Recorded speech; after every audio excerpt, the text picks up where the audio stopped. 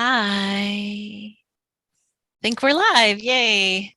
Uh, and hello to all the viewers. Thank you so much for coming and seeing the Boston Poetry Marathon 2021. And thank you to all our readers of this hour as well.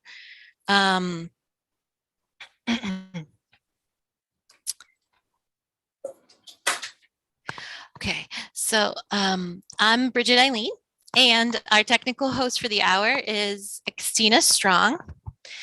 Thank you, Xtina, and our organizers for this year, for this year's Boston Poetry Marathon online for 2021 is one of our readers this hour, Christina Liu, Xtina Strong, Suzanne Mercury, and myself, Bridget Eileen.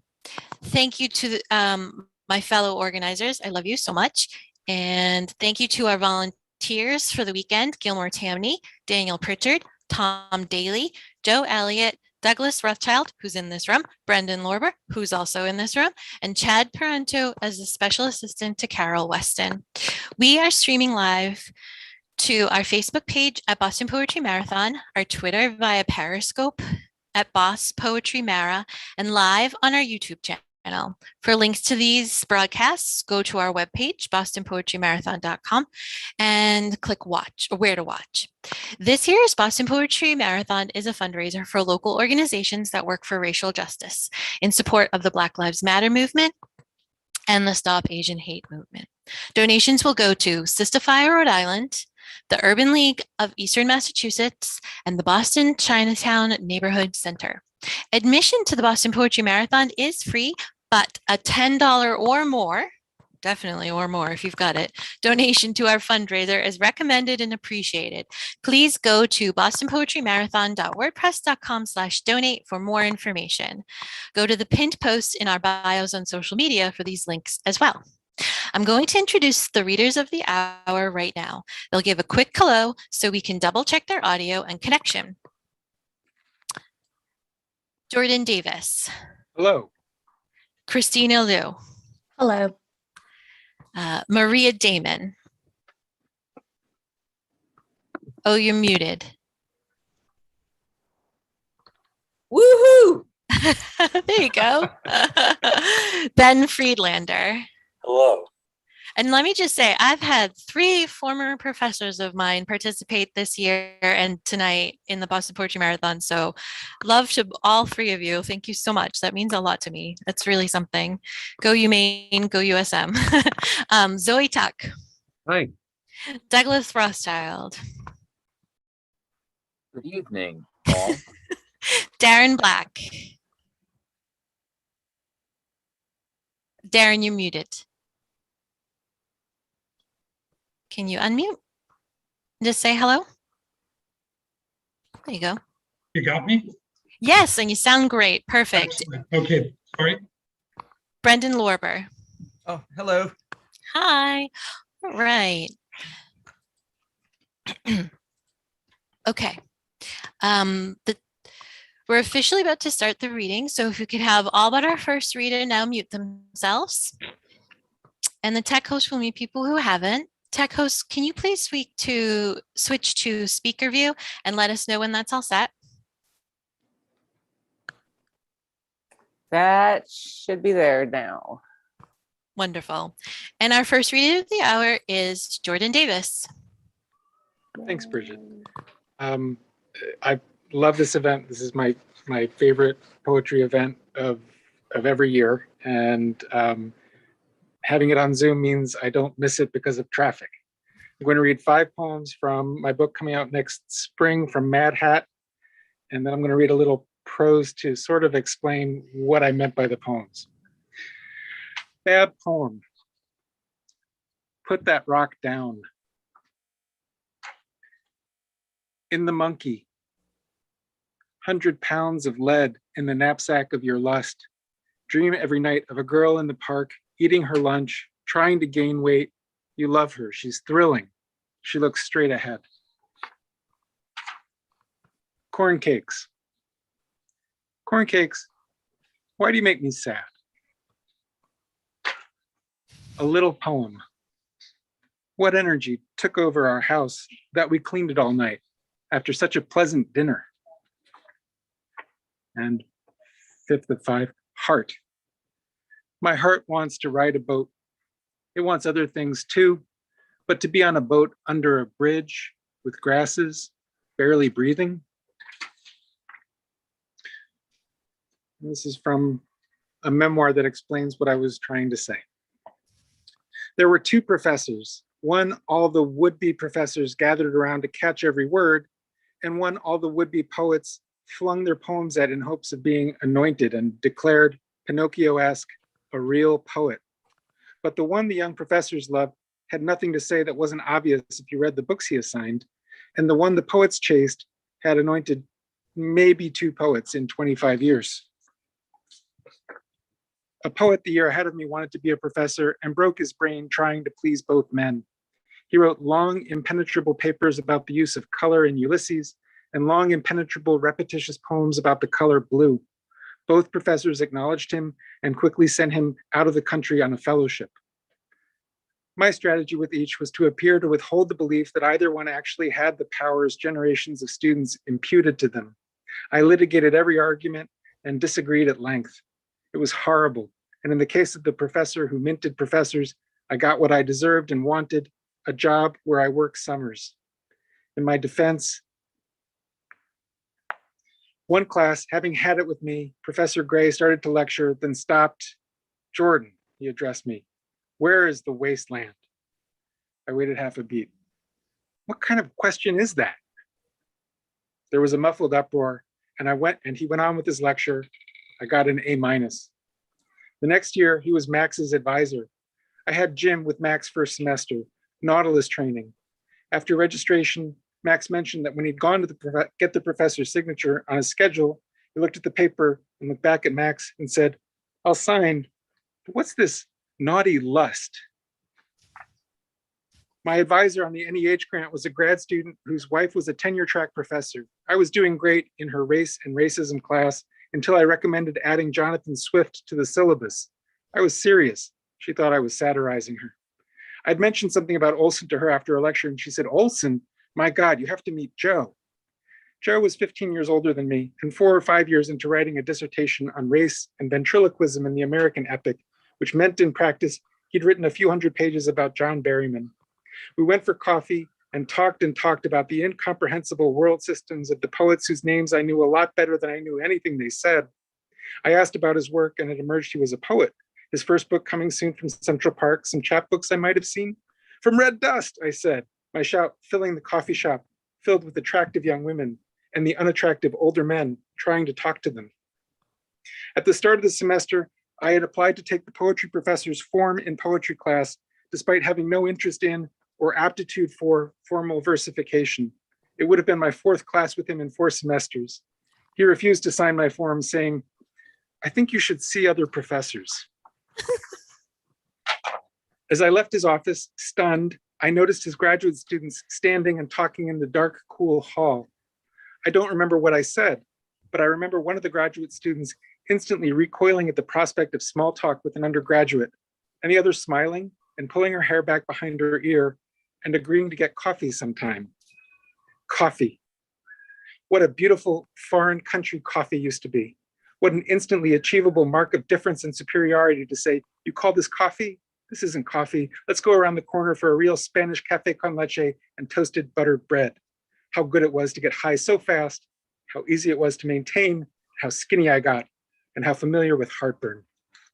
Thank you. Perfect.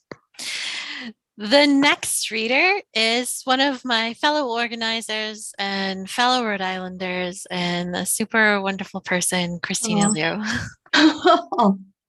Right back at you. Thank you so much. I have 3 poems. The first one is a very short piece that is not a direct translation, but is after the Vietnamese poet Bui Gan.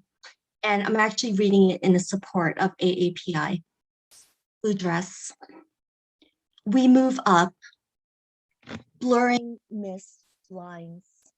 We step, the path slips from grass, from love. Youth is sorrow soddened. We wait for apparitions to be swallowed by moon. Remember our birthing, a woman sways in blue. Remember silkworms feasting on mulberry leaves as river fills our throats. And this next piece is dedicated to both the Great Conjunction of 2020 as well as the pandemic. It's called December 21st, 2020, and I will begin with a quote by earthsky.org. Quote, today's great conjunction of Jupiter and Saturn will be highly conspicuous in the west just after sunset. The pair will only be 0.1 degree apart at the exact moment of the conjunction. Some say they will look like an elongated star. Will they? Or will they look like a double planet? Fizzo of conjunctions, double forked year. Even suburban trees grow listless, eve at possums. Rats take over lilacs and offal. We wait for a falling, for a crowning. I want your fingers here, crackling against this moon, my pale face on Zoom, pupils seeking my visage against so many continences, counting against vaccine odds. Odd how we pace, sun up, faces down, to scan carpets, crevices, cedar chips, rank by November. Jupiter and Saturn touch tonight, almost. One bloated ego against rings, restricting even this. Our eyes scanning sky, fooled by plain lights, the bodies we miss. And my last piece is called I Stow That Ring Within Sight. I stow that ring within sight, rust glimmering under neon punk, under Canal Street's trash. It's poverty for song, a sparrow, for distinction between rust or sun, dust or marrow. Mother bought her own ring some years before nights of glass shards, howling dogs, machine gunned eyes, scent of MSG from father, a sham. Swimming together away from China, he held to her feet, her hair, her bloated belly. She filled me with sea, tentacles alight, his heart pure ink, regret. Dawn, 7 years, then 10 years later, she threw small stars into their dingy abyss. Father caught the keys each time. I watched him enter, burn peanut oil, eat bitter melon. Wages in his pocket jingled to nothing. For years, she wanted pieces of diamond, chipped opal, jade, some emblem of the Gold Mountain promised, and not my father's waiter shirt, archetypal sign of surrender. A sigh. Where are my gold slippers, my throne, my heart, my sea? Mother chokes salt, begins to fetch. Thank you. Thank you so much, Christina. Next is Maria Damon. All right, I'm going to set my timer here. This is called exuberance. You, der, Proto-Indo-European, utter, overabundance of April fertility. April, snow rights belied, grotesque fertility. Oh, and this is by me and Alan Sondheim. I forgot to say that.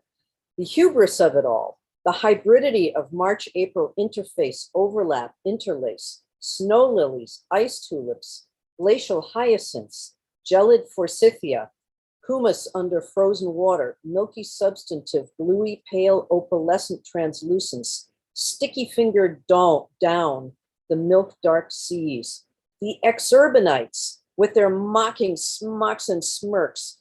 Today we give away our dining room table and 4 accompanying chairs. No room for perfection in our lean home. Perfection, I scoff at your scrofulous exuberance. H your way on out of here, Leanie. And I, who had so much to bring, stymied in my tracks and racked with remorse for my bold exuberance. Shame sets in, and how? Whom did I think I was? The wild boar mates with the tame sow, the offense against nature, the nerve of it all, the nerve of anything, everything for that matter. Yes, the nerve of everything, neither to the right nor left of existence, much less exuberance, taking up space, PIE, Proto-Indo-Euro.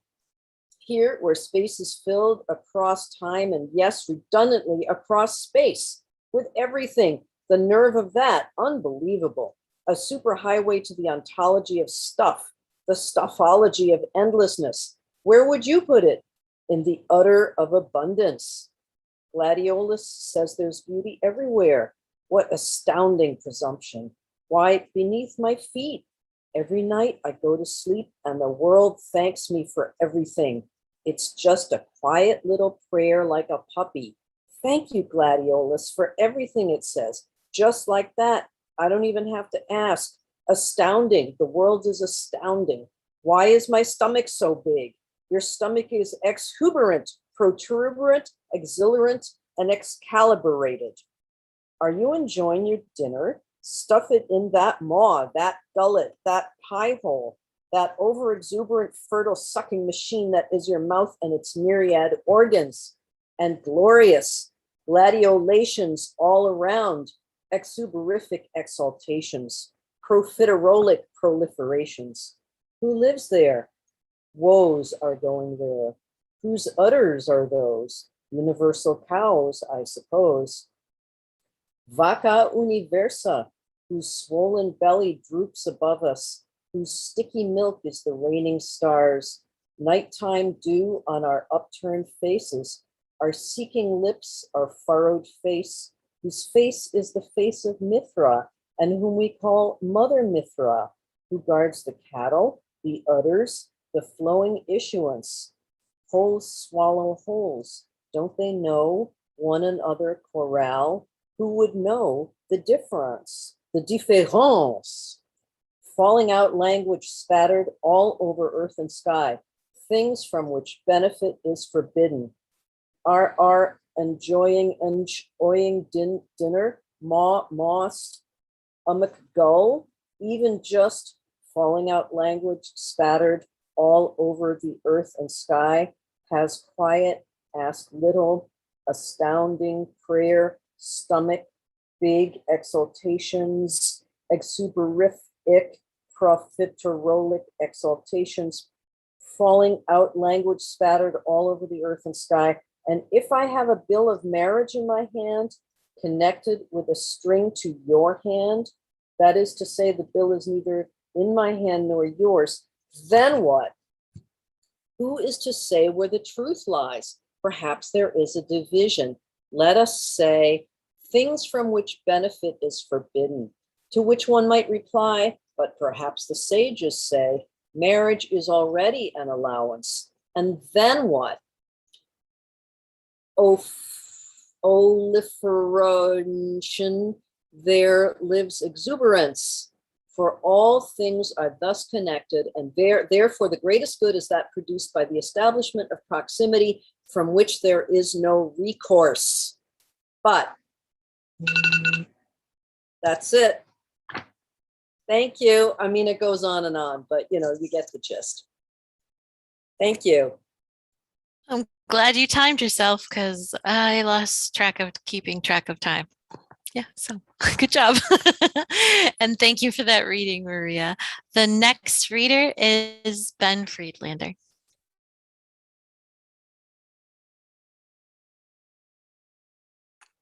Thank you.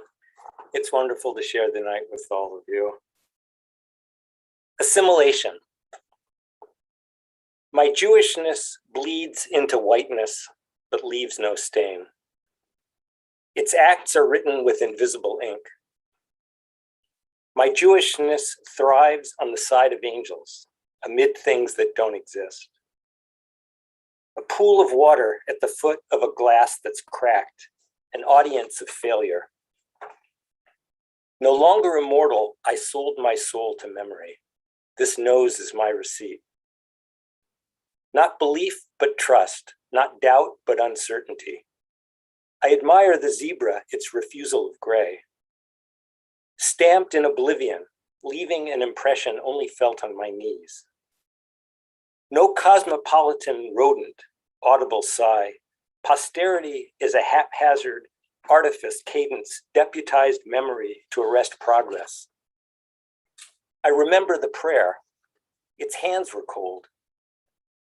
My Jewishness keeps slipping away into the future, leaving the past further behind. Its wind is a swarm of air you can't fight off, only endure, moving through history, not in space or time, but thoughtlessly. A pig with wings, my Jewishness is unobserved. Ask me why or what I am. I'll look inside my previous thought for a sign of life. Fog on mirror of all I was. Wipe it away. Reflect on a curious expression staring back.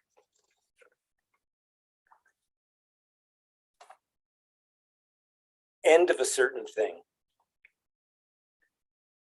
Succumbing to denial, I denied that I was cut. I was not injured, only pruned. I was unblankable. I'm stumped. What I know is chopped down, burnt, leaving a knee-high portion of the trunk firmly rooted in before. To be many with all things. Not one, no, never one with all things, only one of many. My face entirely outward, even alone. My smile, wandering light caught on the curvature of the mouth. Earth advances in the dark upon the sun. Daylight, breaking free, whispers a warning. To be one with all things is to be a fraction. Many with all means overflowing, won't form a more perfect union with this loose-fitting uniformity of grief. When thoughts are grasped with calloused words, a rough understanding scratches the surface. Thursday's red and Friday's blue both look purple in Saturday's light. Friday's blue and Saturday's yellow both look green on Sunday. And this is the last one. Perennial. I wanted you to live beyond the means whereby you came to rest with me, and so I dug, putting my heel into it. The hole, recalcitrant, turned and fled, leaving a rock to guard its path. I persevered that you might too, and killed the hole, then buried it. Then winter came, then spring. You grew, and I forgot to think of you. Your empty pot now kept the door from blowing shut, and taller, gaudier plantings came to occupy my point of view. And still you thrived. Winter arrived, and once more thaw. You bloomed. Who saw? Thank you. Thank you so much. Our next reader, thank you so much, Ben Friedlander. Our next reader is now Zoe Tuck. Thank you all. I have two poems, if I could get through them, of, I guess, eco-anxiety and trans spleen. So this is the first one. It's called Touch Grass.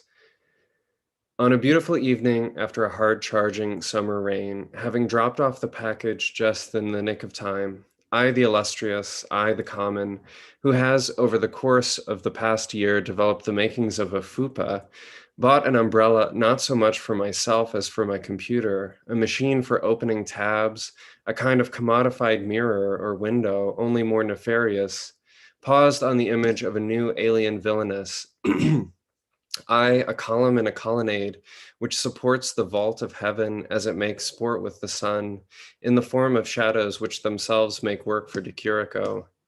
We cannot run fast enough to reach the mainframe and destroy it, or even fathom the complexity and cruelty of the supply chain.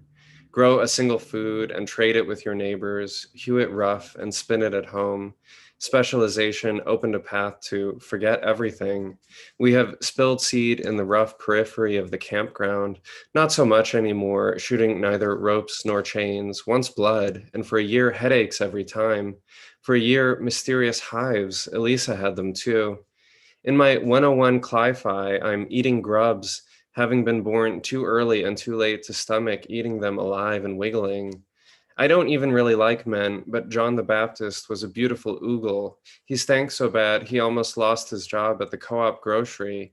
The new world tunneled out of the chitinous shell of the old. Sometimes it had 3 heads, organelles infelicitously exteriorized, but sometimes even now, 1 head, and everything where it ought to be in the old way of traditional nature. And this is the other one. It has shorter lines. That's my condensed banter. It's called Women and Femmes and Me. Is it queer to love, to long? What's in my heart is anything but serene, my spleen roving like my would-be womb would do. I could burn Paris to the ground for the pain of being second gendered, third now, I guess, frozen in the attempt. A bulb in the back of my skull in place of a waterfall, brow ridge, intransigent follicles, midsection more dad bod than lifting belly Merry Christmas. I couldn't even make a career of being blue like Jay Jennifer, too tall, elongated limbs, baritone. I'm not supposed to still be writing this poem at my age. And a soft, dangly nose, comical and pointless, inverse of Xmas, opposite of a mango. O'Keefe would never. 10,000 could affirm me and never enter what I have to offer as interior, as A declined to do, depict my constituent forms as beautiful, as B declined to do, not say, you can wear dresses, just don't chop your dick off, as C did, and D, who was trans like me, didn't want me for a daughter, nor E for a younger sister. I wanted an invitation to the lesbian thing, but F demurred. My fuck-up's fully real, but my baby dyke years all armchair. G had a cunt, she could play Michelle T in the movie, while I hoped and moped in the basement of the SF library. H, who I know mainly in passing, even worked at the Lex, which wasn't my haven or heaven. You can't retroactively fist in a 90s bathroom. Besides, with I, the only one to let me try, I couldn't even get my mannish hand in. Thank you. Thank you so much, Zoe Tuck. And the next reader is Douglas Rothschild. Hello. It's not switching to Douglas view for some reason. Am I muted? No, you're Oh. live. You're going. Huh, I'm not seeing my picture. There. Very nice. There's a time lapse because it's poetry, and poetry has time lapse. Is anybody hearing me? Yes. All right. Smoke. In the valley below, the abandoned rail bed, the surface of a collect pond reflects the gray April sky. Ice house. Among the detritus of a forgotten late 19th century industry, along the beach at Newton Hook, the river speaks with the sound of 1,000 mouths opening and closing. Summer moon, in a broad daylight, despite the late hour, a full half moon shines opposite the blazing sun against the deep azure of a day languid cloudless summer sky. Between walls, the gray clouds above the 24-hour veterinary hospital seem too light and wispy to obscure the bright gem of the half moon as it shines against the blue sky a half hour before sunset, yet they do. Oregon fire. My eye red and irritated from silicates in the concrete I poured earlier in the day. I see the moon in an analog of misfortune and foreboding.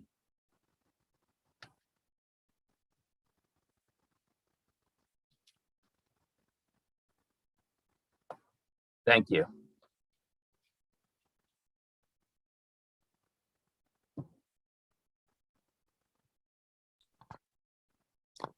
And you're all done now, Douglas?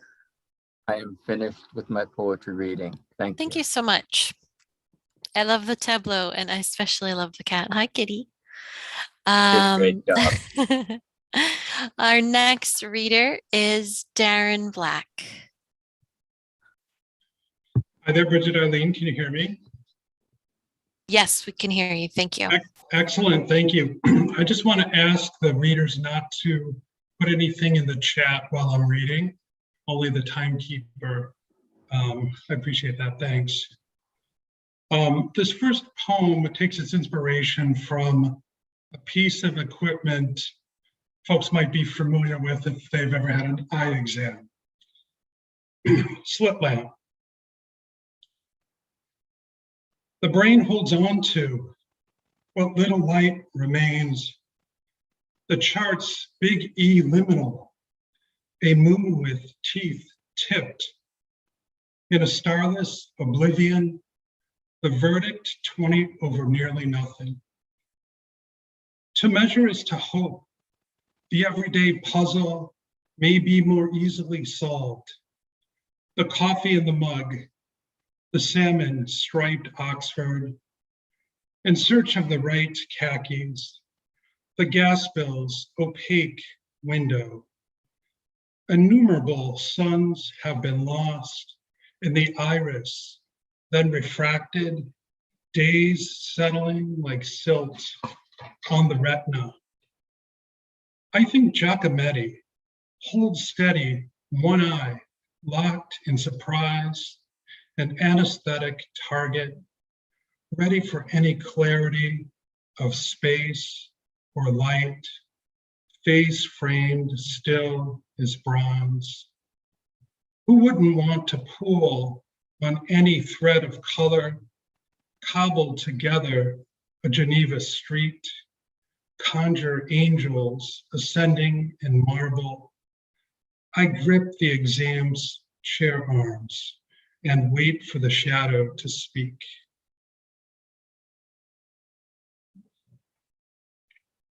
Istanbul busker. The young man plucks the gut strings of an oud. Fingers flick through shrill runs, swelling in and out of reverberant chords, sullen as a hawker's call for Turkish coffee. There are no takers. I stop sore tourists' feet on my trek to the Bosphorus to listen. Impossible not to soak in his melody, a fringe he sews to the afternoon's heavy drape. He is blind like me, says a friendly German traveler who shadows the privacy of my shadow cast by a hammam's brick facade before the empty promenade. It is an ocean the busker and I both know. No neat walls to shoreline or take us to familiar rooms. Only currents and faith, sounds that crest and wane in slow decay, that trained fingers can only revive the release of our lives, full of cautious steps. Thank you. Thank you so much, Darren.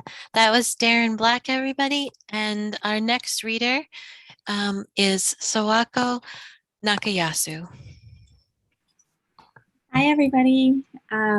Thanks for being here and thanks for organizing this. It's fun to be back. I am actually in Boston. Can't wait to be in person next time. I'm going to read 2 poems from my most recent book, which is called Some Girls Walk into the Country They Are From.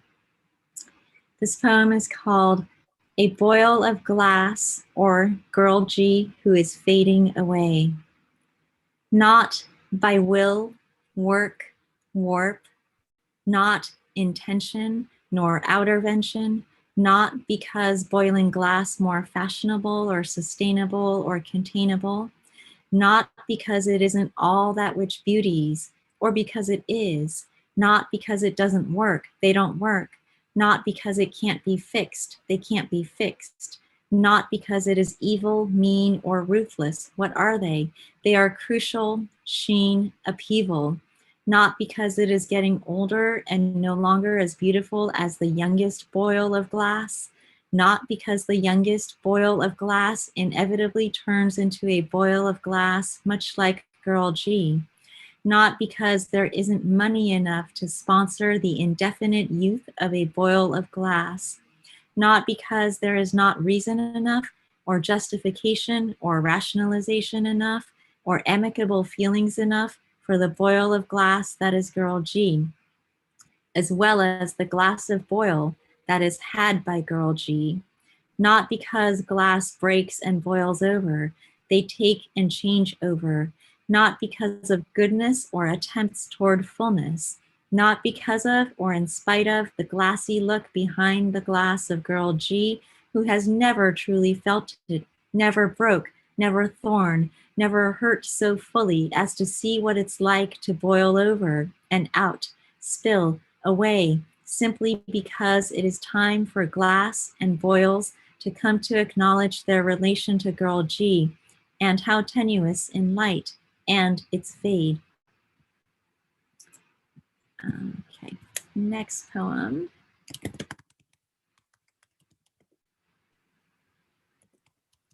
is called 10 Girls Stepping Into and Out of the Light. Girl A, always Girl A, dives headlong into her own skin as she steps into a vehicle of light, her skin rushing to catch up and closing her in within the steps, the box she carves out, the vertical column of space that is hers, the shadow closing into the vertical column that is hers.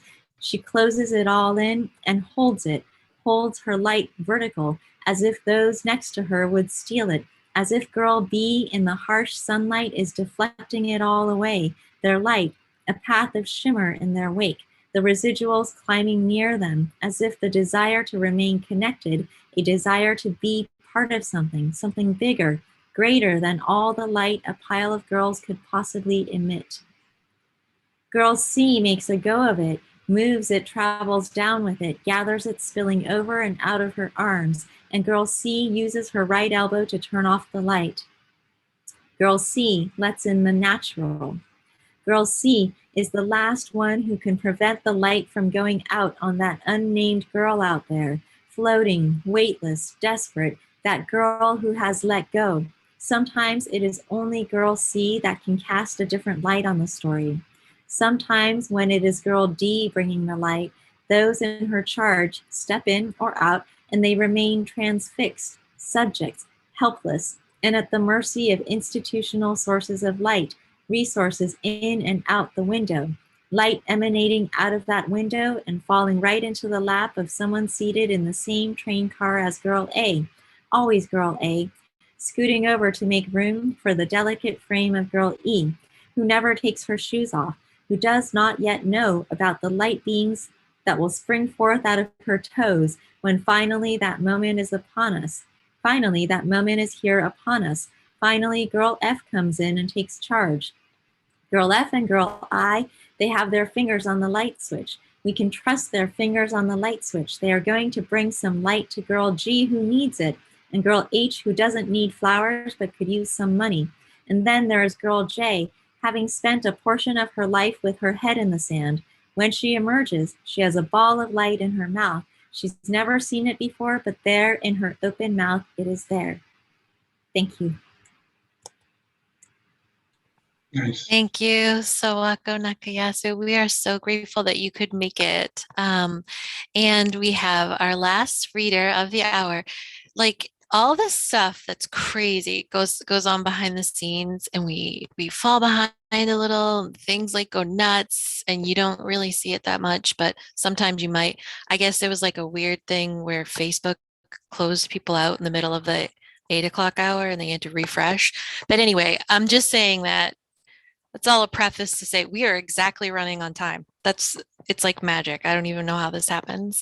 So with that, I will introduce our final reader of Friday night, who's also going to be back tomorrow to help us with some volunteer work as MC, Brendan Lorber. Gotta unmute Brendan. I got it. Now I have it for real. Thank you so much. And it's such a pleasure to be a part of this hour with so many great voices tonight. And before closing out the night, I just wanted to take a second and thank Bridget and Suzanne and Christina and Xtina for all the Herculean, unbelievable work they've done to make this event so fantastic. It's really such an honor to be here. I'm going to read 4 really quick poems that are pretty brand new and that think of themselves as sonnets, and I'm powerless to disagree with them at this point, I think. Into the rubble, friends.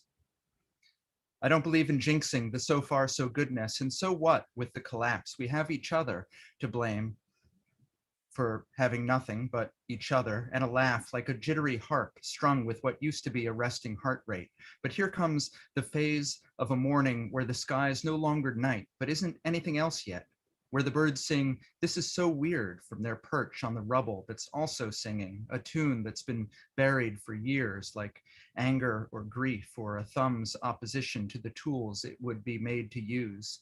Was marking this moment in a sonnet any better, if this even is a sonnet, beyond someone saying so, or beyond proof we made it this far into the ambient growl of a warning not to fall through the rubble or in love that everyone takes as their cue to do just that?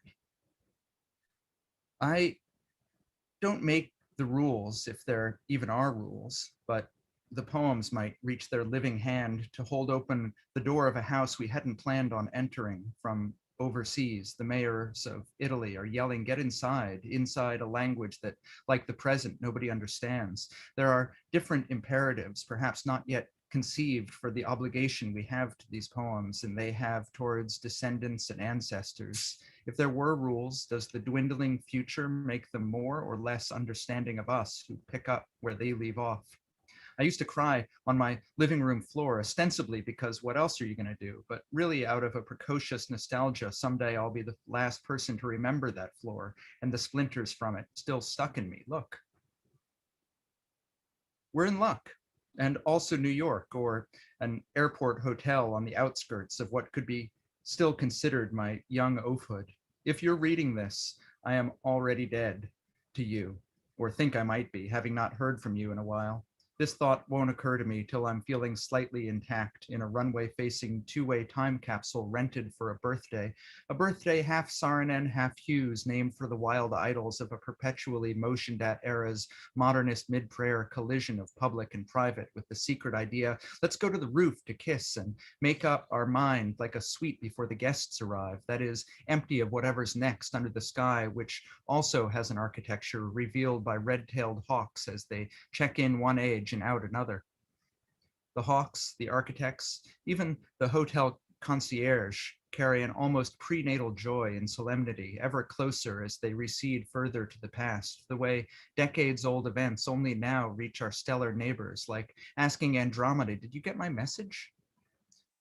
I found a hotel to get lost in. Its jet-era hallways is easy, though it's hard to know you've blundered into misplaced futurisms that say, try on these bygones, and also the pleasure of what hasn't landed yet. Pleasure in shared obligations to the vanguard years and vacated homes where half the people alive when you were born to the arrival board's mechanical clack won't be coming back, unless they do. The look on my face is hoping to be bewildered, which I'll take over flashcard wistfulness, the wrecked agency misunderstanding of how time works. Let's use the preemptive ache for the night you're now hearing this, recalled years later in the hall of another hotel. Ache as a medium of eternity-tuned intent, where everyone gets to exist forever, only by accepting they won't. Thank you, guys. Good night. Wow. Okay, Xtina, could you please put us into gallery view as we sign off for the night? Before we say goodbye, before I say thank the readers of this hour one last time, I also want to mention our fundraiser. We set a goal of $2,200.